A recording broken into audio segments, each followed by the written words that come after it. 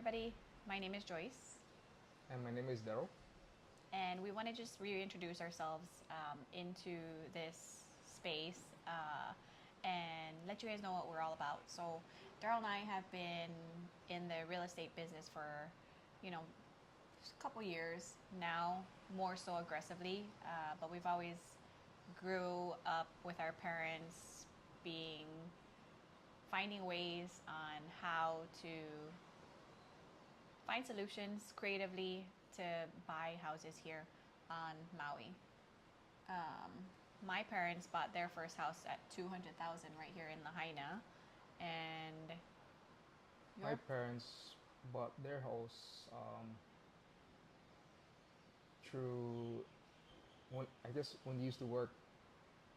Somebody used to work in a pioneer mill, and they got like kind of like first pick of the land where they wanted to live at, and they got the house and lot all together for like $150,000 back then, like in 1982.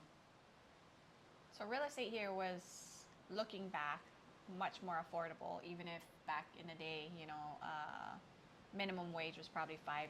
So I think it was still just as tough. Our parents, my mom had two jobs. Your parents had, My your mom had multiple too. My dad dropped out of high school in his freshman year because he would get into fights, and then he just went straight to work, and that's how he was able to get his house. And now the house is like worth a million, 1.6 around there. Yeah, so if you guys aren't familiar with what's happening on Maui, the wildfire back in 2023 happened and it basically wiped up a majority of the homes, the plantation homes that were here in Lahaina. So as if we already didn't have a shortage of homes, now we're experiencing a whole lot more. And that drives up the demand for homes and that also drives up the prices higher. So right now, I don't think you can get anything here on the west side for less than $1 million a single family.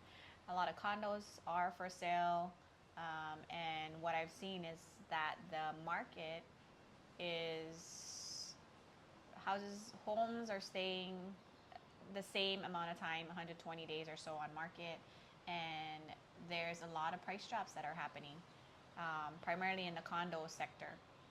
So, and I think that has a lot to do with the 2023 wildfire and insurance and shoreline, and it's a whole bunch of different factors that are combined and costing the Don't, condo association a whole lot more. don't forget about COVID, that changed a lot of um, businesses and how things work now here. Yeah, I mean, I think the last 5 to 8 years we've just been riding this roller coaster ride in our economy. So, um, but back to us. So Daryl and I bought our first home back in 2017 at a foreclosure auction. And the interesting story with that is we went up by $20 of the starting bid, and we were the only one who was there. That was in 2017, so that was pretty exciting. But it's I don't think you get that nowadays. There's a whole lot more investors and so much more people that are interested in real estate. So if you do go to a foreclosure auction, you got a whole lot more competition. So it drives up the price a lot. So that's one unique thing that got us started, is being able to buy a house for $476,000 here in Lahaina when rates were at 4%. So now that has appreciated up to 900, 950 is my best estimate. Um, and we've held it since 2017. So 7 years, 8 years right now. And then Um, what, after a year or two, we got that tiny home oh yeah. So with a HELOC. yeah. So at that time, even 476 was hard for us. And the only way that we were able to make it work is this house had a 1 bedroom and a 1 bath attached, which we rented out to family, and then a couple years later, the house appraised up to 700, I think. So we were able to take out an equity line on it, and we bought a tiny a tiny house. We put it on that lot, and then we rent. That was another one of our rentals. So it was one of those things that, very similar to our parents. We had to be creative. If it wasn't us working a second job, it had to be another unit that we could supplement the mortgage with, and that was a huge help. Mm, we got the what tiny home for like 60,000. 60, $70,000, I think, and currently it's rented at 1,200. Previously it was 1,500. We got family in there now, so we're renting it at a 1,200 rate. That's another topic that I do want to talk about is rents. When FEMA came in after the fire, it really shot up the rental rates, and as a landowner, it was great, but I always put my family first.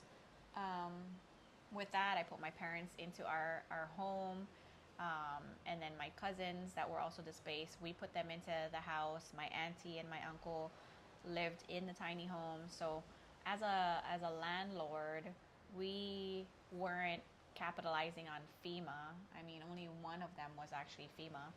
Um, There's another one though.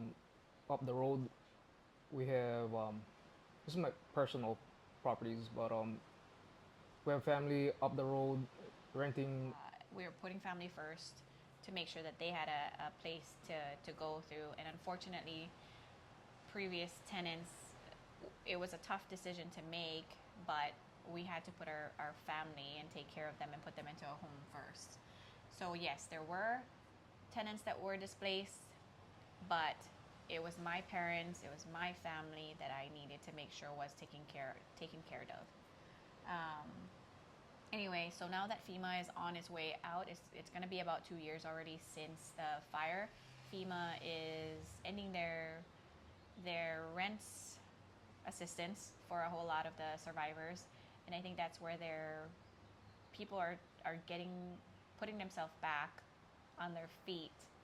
Um, but the rents are so inflated now that I hope that that homeowners go back to pre-fire rates, and that's what we intend to do. It's still family for us, so we haven't really gone up with their rents, but that's one of the things, the issues that we're dealing with here is with the rents that went up so high, will they go back down to where they needed to be pre-fire? We're just gonna have to see. That's a hard one. Yeah. Because everything's gonna be brand new here in Lahaina, and it's gonna be crazy. I think everything's gonna be like in the 2 to 3 millions once everything is done. That's That's what I think, but yeah, I think that's a good point. Pre-fire, everything was old plantation days style. The homes were a lot of the homes were worn out already. Now everything is getting built brand new, and they're bigger. yep, Who knows? and freaking insurance is gonna be high too. Insurance is Like going up. the premiums, the cost of getting insurance. Yeah, so I think that's going to factor into how much the rents are going to go for moving forward. I wonder how much like renters insurance. Yeah, that's another thing too. I think a lot of the renters pre-fire didn't have tenant insurance, and so Yeah. I hope, as we all learned what happened, that we do get renters insurance and make sure that we're covered with our families.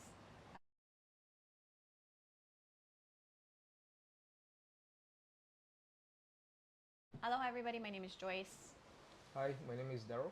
and we are investors here on Maui and out of state. I'm also a real estate agent, but I wanted to give you guys an introduction of who we are in this industry and what we do. We started our journey in 2017 as we bought our first house at a foreclosure auction. We bought that at $20 more than what was the asking, so that was a huge accomplishment for us. At that time, it was $476,000. Rented out the back unit. We lived in the main house. And we got a tiny home.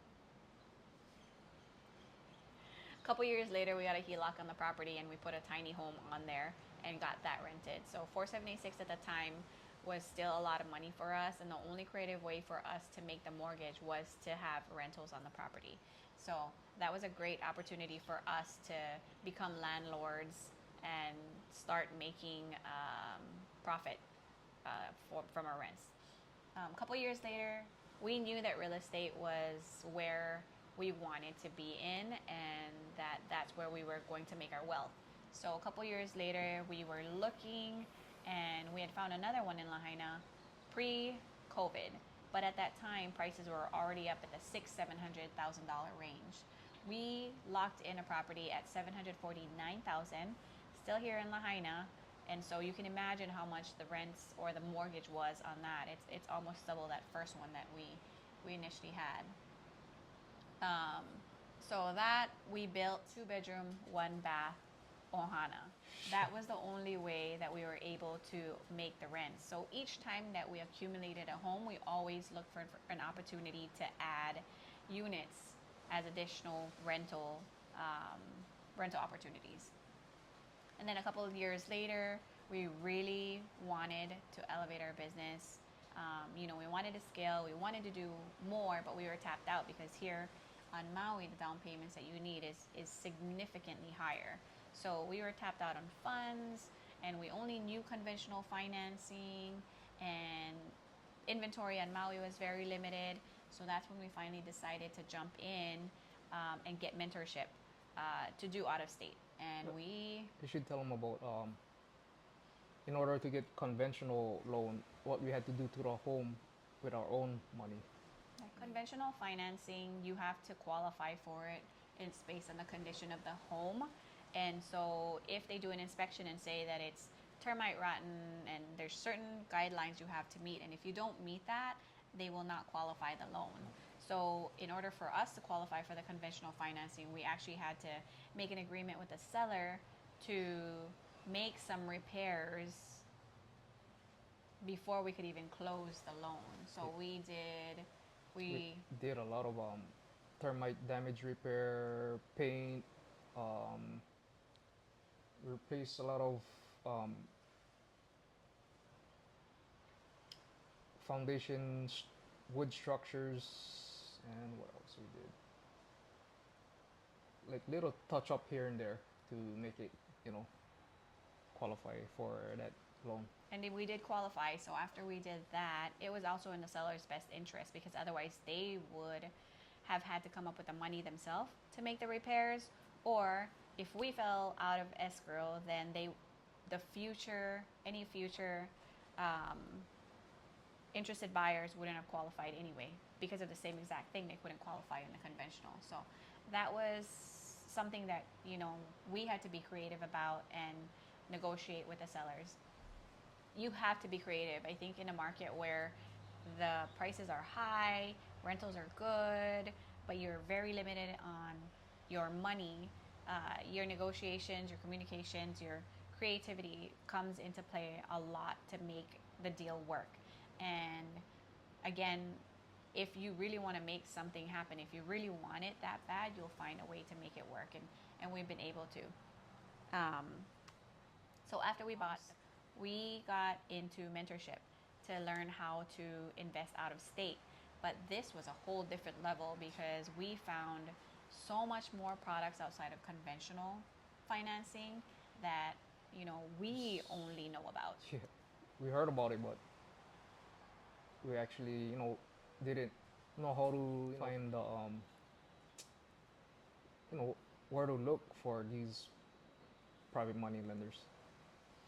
Yeah, so when we got into the program, there were many things that we learned, right? There's different ways of financing. You also have to be able to analyze a deal to make sure that it's good. You have to develop a team that's over there, your realtors, your lenders, your contractors. So there's many factors that you need to learn in order to be a successful investor out of state. And financing is a huge one. As a private money lender, this is people in your network, in your sphere, that have money that's sitting in 401ks and bank accounts, sitting in a stash in their savings, savings somewhere. and just let it accumulate by lending to investors with interest. So private money lending is borrowing money from people who have money just sitting in the bank, 401ks that's sitting somewhere in their house and not earning or earning very minimal interest. So the way that you would capture that is to offer a higher interest rates. And right now for private money lending, it's about 10 to 12%.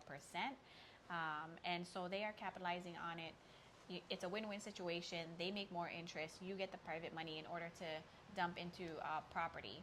So that's the only way that we were able to scale, is to have the trust of people in our circle believe in us, and we put that money into properties, recycle the money at the end of the burr cycle, pull the money out and give it back to the lenders. So we've been able to do that quite a number of times already, and we still have the properties that are ours.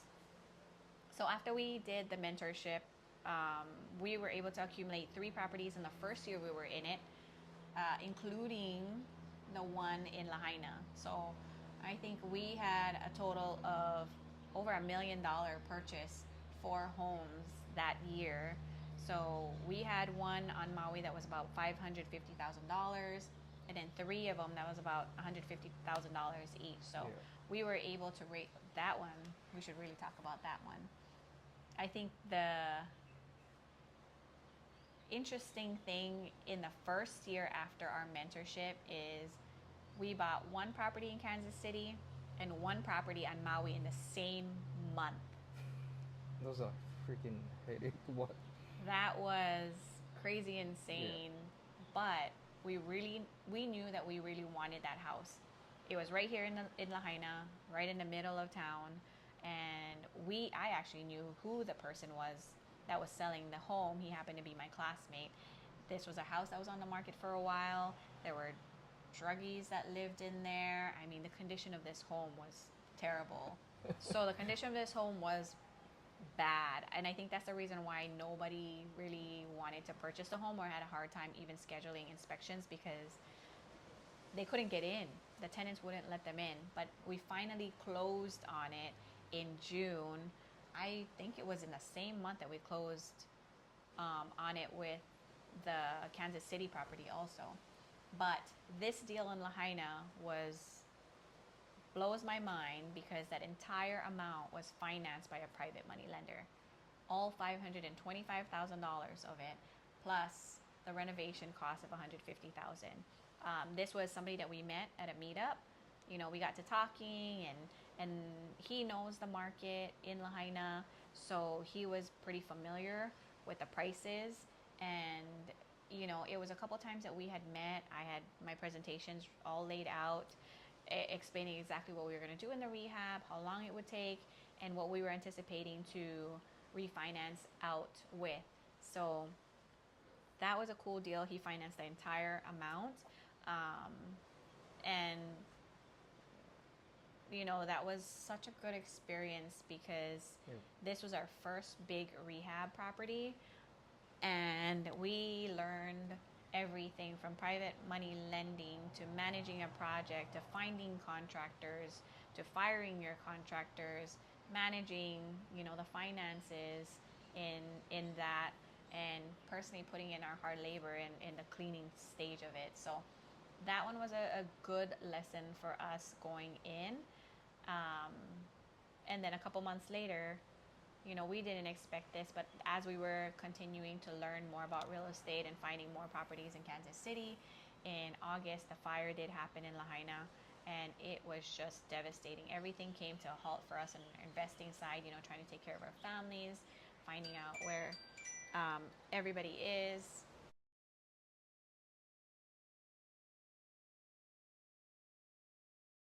Yeah, the fire happened. We got displaced, so we lived in a couple hotels for a little bit, sorting out exactly, just figuring out what we were gonna do next. Everything shut down, and it was a tragedy, and we really needed to take some time to get ourselves back mentally and physically to where we needed to be, along with our families too. So we were healing for many months. But the exciting thing is, real estate, at least for me, was a way to keep my mind off of what was happening. I had to deal with it, but it also kept my mind going and gave me even more of a push, more of a why of why I was doing what I was doing with real estate. And that was to accumulate more homes, put my family in homes, and secure wealth for my kids, and never have to be in a position where I had to worry about money. So that was the one thing about staying in real estate, is that it kept me going through the fire, through the times that we were healing, through the times that we were recovering, and helping our community, and just being there for our community. And the good news with that is, because we kept going, we closed on 2 more properties in October of that year. We closed on Parkwood, and we also closed on South Willow. So that was pretty exciting. And on top of that, we, despite what was happening here, we knew we needed to stay active. We went to Las Vegas, and we went to a conference there where we actually ended up closing on the property at that time. So that was pretty exciting. And 2024 was just a whole different story on itself. We just took off like crazy. There's so much more people that knew what we were doing. Our story was out there on social media. They knew what we were going through, but at the same time, we kept going. And so we got a lot of private lenders that came through during that time, and we were able to accumulate a whole lot more. We accumulated, I want to say we did South Willow, Huttig, Euclid, Tracy, West South, another South Willow, and then North Chrysler. Almost a million, probably. Yeah, that was 7 more properties that we acquired in Kansas City, and we also accumulated 2 more on Maui. So the one in Wailuku was a purchase of $894,000. That was another huge one. And then we purchased another one nearby in partnership with my brother for $749,000. Yeah. So in 2024 alone, I want to say $2 million of transactions that we did. So the power of just perseverance and commitment, and if you're really driven to find a way to make it work, you'll make it work. You'll find it. So back to our story, that I think it's a long-winded explanation of who we are and what we've done, but just to showcase that in a short amount of time, you can gather the resources, the knowledge, the network to get into real estate. So especially here on Maui, where the prices are continuously increasing and getting priced out of paradise, we want to secure a future for our kids. The only way that you can do that is if you jump into the game and get rid of all your limiting beliefs that you can't do it, or you don't have the finances, you don't have the money, because you can. I mean, overall, last 2 years, I think $3 million, $4 million in transactions that we've done, which we would never fathom that that's even possible for us. I don't know, this journey been incredible. Like the ups and downs, and the people we met, the stuff we've been through. Just traveling, and trying to heal ourselves, to forget about what happened in Lahaina. All that experiences helped out a lot. When we traveled to heal ourselves, we met a lot of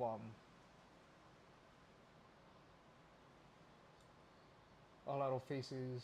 I forget all of their names already, but it was all good connections. So one last thing is, for me, because I was always at a corporate job for many years, and I juggled. The last 2 years that we accumulated all the properties, I was working a corporate job. It was a salary job, and I was in the office 5 days a week, 10 hours a day.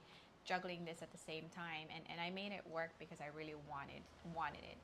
And the end goal with that is so that I could leave my corporate job, and I did. So finally in September of last year, it was time. I knew that I couldn't dedicate the bandwidth anymore to the job, and I wanted more of it towards the real estate. And so I made that commitment to finally let go of the corporate job and jump into real estate full time as an agent and also as an investor. So now I wear, two different hats, but along the same path.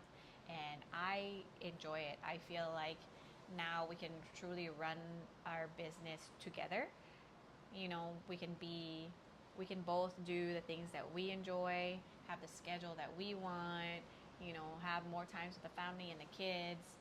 And that's the most satisfying part about this whole journey, is that we have a lot of assets that are under our name and our business now, that we feel pretty good about where it's going to be 5 years, 10 years from now, as long as we hold it. We're not rich. We don't make $1 million. I think we just have enough that we're able to do this, and we have the choice. So that's the beauty about real estate, is that you can build wealth. You just have to be patient, but you have to be dedicated to put in the time and put in the work. Those of you who think that it's not possible, we are here as resources, and we are here as proof that you can do it even in a high market like Maui. And we want to be able to teach our community, teach our friends, our family on how to do it. So if you guys know anybody who wants to learn, who wants to secure their future and don't want to be priced out of paradise, there are many investors out there also teaching this thing, but we're also another resource that you can reach out to. Let's build our wealth together, and that way we can all remain and live here in paradise. I'd like to thank all of you guys watching. You can contact us on Instagram, Facebook, or YouTube. You find me at Keller Williams Yep. Maui Realty.